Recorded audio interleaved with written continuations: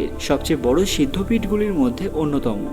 এখানকার এক বড় সাধক বামাখ্যাপা, যার ভালো নাম বামাচরণ চট্টোপাধ্যায়, তিনি বাংলার তন্ত্রচর্চাকে এক অন্য মাত্রায় নিয়ে গিয়েছিলেন। তন্ত্রে উল্লেখিত শ্মশান ক্রিয়ার সমাধা করতে সারা দেশ থেকে শাক্ত সাধকরা এখানে এসে থাকেন। দ্বারকা নদের তীরে অবস্থিত এই সিদ্ধপীঠের আধ্যাত্মিক তাৎপর্য বিপুল। যদিও এখানকার মন্দিরের স্থাপত্য খুবই সাধারণ, বাংলার নিজস্ব স্থাপত্য ভাবনার ছাপ দেখা যায় এখানে। মূলত চাল আর ডিজাইনের ওপরেই তৈরি। এখানকার দেবীর বিগ্রহ চতুর্ভুজ এবং মুন্ডমালিনী। এই মূর্তির মস্তকে রৌপ্য মুকুট দেখা যায়। দেবীর কপালে এক বিশেষ সিঁদুর থাকে এবং এই সিঁদুরের টিকা পেতে দর্শনার্থীদের ভিড় হয় দেখার মতো। তবে এই মন্দিরে মাঝে মধ্যে এমন চমৎকারী ঘটনা ঘটে যা ভক্তদের চিন্তারও বাইরে। তার সঙ্গে মহাশ্মশানের এক রোমাঞ্চকর পরিবেশ তো রয়েছে।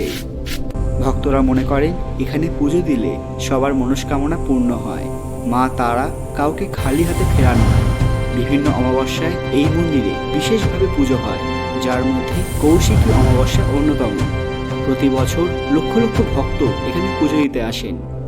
মহাপীঠ বলে পরিচিত এই মন্দির হিন্দুদের কাছে অত্যন্ত পবিত্র ধর্মস্থান। তারাপীঠের বর্তমান মন্দিরের ইতিহাস প্রায় 200 বছর পুরনো হলেও তারাপীঠের ইতিহাস কিন্তু 1000-2000 বছরেরও বেশি পুরনো।